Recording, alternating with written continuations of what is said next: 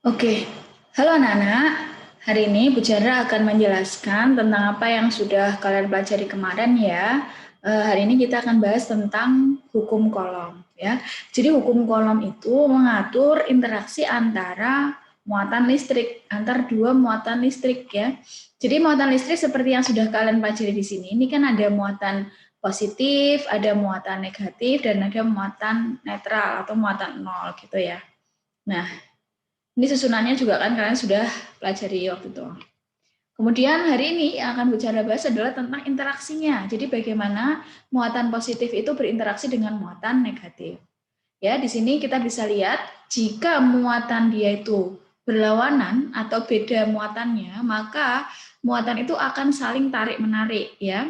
Ini ada muatan A positif, dia punya gaya A. Gaya apa ini? Gaya tarik-menarik, gaya kolom. Gaya kolom untuk benda A, untuk muatan A. Kemudian ini muatan B negatif punya gaya juga namanya gaya kolom muatan negatif ya. Dengan jarak tertentu nantinya dia akan tarik menarik. Kemudian ini muatan yang saling tolak menolak adalah muatan yang jenisnya sama atau muatannya sejenis ya. Misalnya positif dengan positif, negatif dengan negatif gitu ya. Ini akan saling tolak menolak. Nah, untuk lebih jelasnya lagi, Bu Jara akan jelaskan di sini nih, ya. Di video ini Bu Jara akan jelaskan. Nah, ini ya, ini ada interaksi muatan positif dan negatif. Coba diulangi. Nah, ini ya. Oke, dia akan saling mendekat. Kita ulangi lagi. Nah, saling mendekat ya. Nah, negatif. Nah, ini dia muatan negatif ini arahnya ke muatan positif arahnya ke muatan negatif. Muatan positif negatif punya gaya negatif, muatan positif punya gaya untuk muatan positif ya. Ini adalah gerakannya saling mendekat. Kemudian untuk muatan positif dan positif. Nah, dia saling menjauh ya. Ini ada gaya ke sini, gayanya ke kanan, yang ini gayanya ke kiri ya. Ini ada gayanya, gaya untuk muatan positif, arahnya saling berlawanan. Kemudian untuk muatan negatif dan negatif, kita lihat, nah ini saling menjauh ya. Nah, oke saling menjauh, ini ada muatan negatif arahnya ke sana, ini muatan negatif arahnya ke kanan ya, yang ini ke kiri, ini ada F min, ini ada F min. Begitu ya anak-anak. Nah, kemudian kita kembali lagi bahwasannya apa yang kita pelajari tadi itu adalah interaksi dari dua muatan yang menghasilkan gaya kolom. Jadi gaya-gaya ini yang bisa disebutkan tadi ini adalah gaya kolom ya. Jadi apa itu gaya kolom? Gaya terjadi akibat interaksi dua muatan listrik ya. Kalau muatannya tidak berinteraksi, artinya dia tidak punya gaya kolom.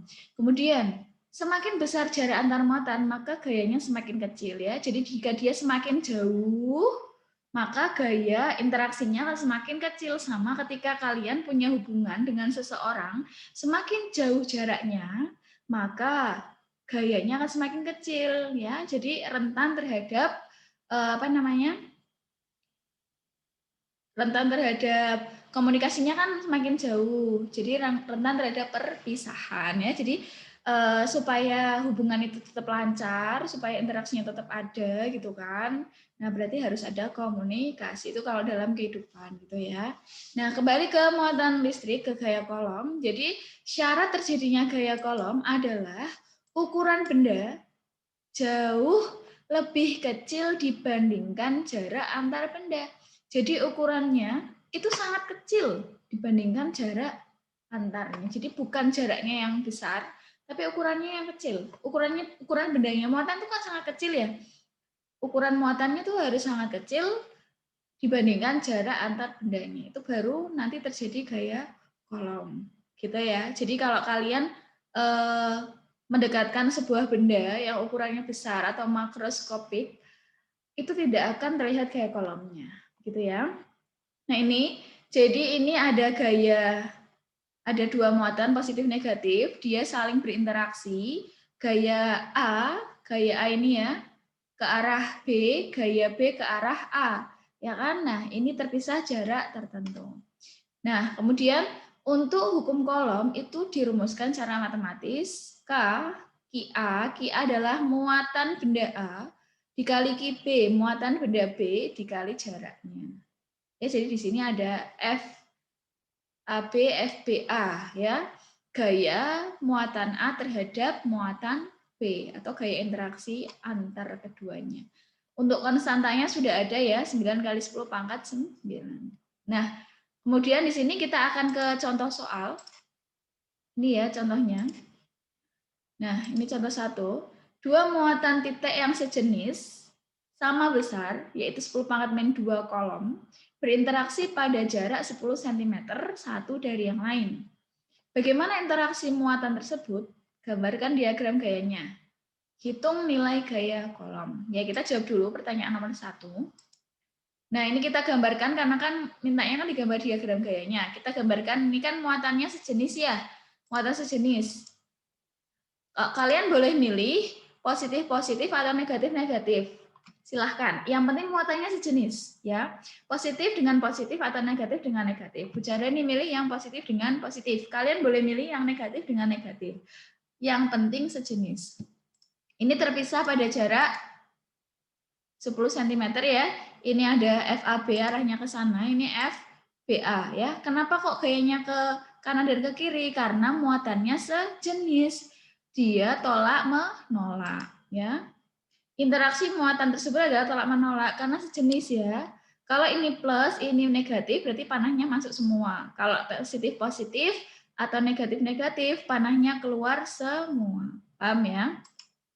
Ini namanya diagram gaya. Bagaimana interaksinya? Lah, interaksinya adalah tolak menolak. Ini menjawab pertanyaan yang ini, yang diagram gaya ini dijawab di pertanyaan ini. Gitu ya. Kemudian jawaban nomor 2. Nah, hitung nilai gaya kolom. Sekarang kita masukkan angka-angkanya ya. Kita masukkan angka-angkanya. Ya. Jadi ini QA-nya berapa? Kita tuliskan ya QB-nya. Nah, ini kan QB-nya kan QA sama QB kan sama, 10 pangkat min 2. C itu artinya kolom. 10 pangkat min 2 kolom. Jadi satuan muatan itu adalah kolom. Kemudian ini jaraknya 10 cm. Silahkan diganti dulu menjadi meter ya, menjadi meter. Oke. Kemudian, nah ini kita tuliskan, kan yang tanyakan nilai gaya kolom. Ini kan rumusnya. Nah, kita tuliskan Ki A, Ki B kali K kali Ki A kali Ki B dibagi RAB kuadrat. Kita masukkan angkanya. K itu 9 kali 10 pangkat 9. Ini adalah paten ya. Ini paten. Ya, ini tetap nilainya. Pasti nilainya segitu. Muatannya 10 pangkat min 2, muatan B 10 pangkat min 2, terus RAB-nya adalah 0,1 ya. Ini kan yang dipakai yang meter. Ya. Dikuadratkan. Nah, kemudian ketika kita kalikan aja ini dengan ini kan min 4.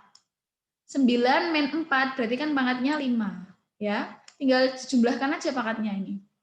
Kemudian bawahnya adalah 10 pangkat min 2. Gitu ya. Nah, jadi ini pangkatnya ke atas jadi negatif, jadi positif, lagi ditambah 2 pangkatnya. Jadi pangkatnya 10 pangkat 7. Paham ya?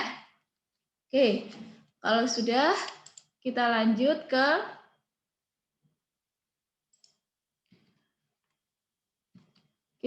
ke ini, ke medan listrik. Nah, apa itu medan? Medan itu daerah di sekitar muatan listrik. Jika itu ada muatan listrik, ya, ini ada muatan listrik, maka di sekitarnya itu ada medan. Nah, ini juga ya ada muatan listrik di sekitarnya ada medan. Jadi, kalau muatannya negatif, medannya itu mendekati muatan negatif, ya. Medan itu punya arah, ya. Kalau muatannya positif, medan arahnya itu menjauhi muatan positif. Jadi bisa dilihat di gambar ini sudah jelas panahnya ya. Nah, gitu. Oke. Jika ada dua muatan yang berinteraksi, ya di sekitarnya juga ada medan. Tadi yang positif arah medannya keluar menjauhi muatan positif atau mendekati muatan positif. Kalau positif itu menjauhi muatan positif ya. Jadi ini menjauhi muatan positif, yang negatif mendekati muatan negatif ya. Ini arah medannya seperti ini. Nah, oleh karena medan listrik terjadi di sekitar muatan listrik, ya kan? Medan ini terjadi di sekitar muatan listrik, maka kuat medan itu mendapat pengaruh dari gaya kolom, ya. Nah, ini. Jadi E itu medan sama dengan gaya kolom dibagi muatan, ya. Atau kalau kita rumuskan lagi, F itu kan kaki Q per R kuadrat ya. Nah, ini kita masukkan FK, jadinya E sama dengan Q per R kuadrat. Gitu ya. K itu konstanta, nilainya 9 kali 10⁻9. Q adalah muatan, satuannya C atau kolom, R-nya adalah jaraknya. Ya, satuannya meter. Oke, sekarang kita kasih ke contoh yang kedua. Oke. Ini ada sebuah gambar ini ya. Di sini ada titik P, ada dua muatan. Muatannya beda jenis, satu negatif, satu positif. Ya, dari titik P menuju muatan negatif itu jaraknya adalah 2 cm. Ini Q-nya adalah 4 pikokolom, Q-D-nya adalah 18 pikokolom, ya. Oke, diketahui dua buah muatan terpisah pada jarak 5 cm. Ini ke sini 5 cm ya. Berarti dari P ke muatan positif adalah 3 cm. Hitung kuat medan di titik P. Oke. Kita dituliskan dulu yang diketahui, Q-C. Nah, kita gambarkan lagi dulu aja nih ya. Nah, oke, ini kita gambarkan titik medannya ya. Jadi ini P, yang ditanyakan kan medan di sini. Sekarang cara tanya. Kalau dia itu medan, arah medan itu menuju muatan positif atau salah. Arah medan dengan muatan negatif itu menjauhi atau mendekati? Mendekati ya. Kalau ke muatan negatif itu mendekati. Jadi arah medannya ke muatan negatif. Kita tulis ini EC, gitu ya. Kemudian untuk muatan positif, arah medannya mendekati atau menjauh? Kan menjauh. Berarti arah medan untuk muatan arah medan P itu menjauhi muatan positif. Ini ED-nya. Ini kuat medan untuk muatan D, ini kuat medan untuk muatan C. Tuh ya. EC memiliki arah ke muatan negatif karena medan selalu mendekati muatan negatif, ya. EC kan ke sana karena mendekati. ED selalu memiliki arah ke muatan negatif karena medan selalu menjauhi muatan positif.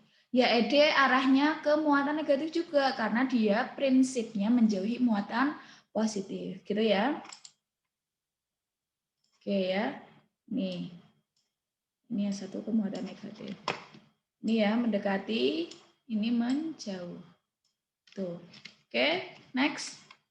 Nah, karena yang di titik P ini ditanyakan medannya berapa dan ini ada dua kuat medan, ada dua medan di sini, maka medannya kita jumlahkan ya. EC plus ED ya, kita tuliskan EC berarti kaki C per RC kuadrat, ED-nya kaki D per RD kuadrat. Nah, kita masukkan angkanya ya. K ini Q-nya ini ya. Kenapa kok 10 pangkat min 12? Ya, karena ini piko. Kalau piko itu harus dijadikan kolom dulu ya. Jadi 4 kali 10 pangkat min 12. Ya, ini juga sama ya. Terus RC-nya ini. RC-nya kan 2 cm. Dijadikan meter dulu ya. Dijadikan meter.